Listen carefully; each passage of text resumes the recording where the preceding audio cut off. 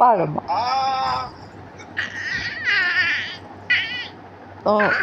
గానం రావట్లేదు పాపం. బావా నువ్వేమా చేస్తావు బావా, నా కూతురు నేను నిన్ను చెప్తాను అన్నది. ఇప్పుడు సైలెంట్ ఉంది కూడా అనలేదు.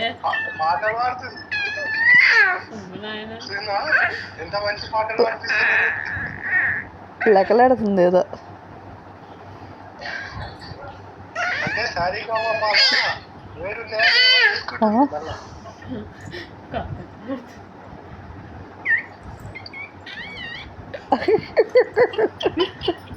కష్టపడుతుంది కానీ గానం రావట్లేదు పాపం. అమ్మ అస్కృష్మి అయిపోయింది పాట అయిపోయిందా? ఆ చూపేటి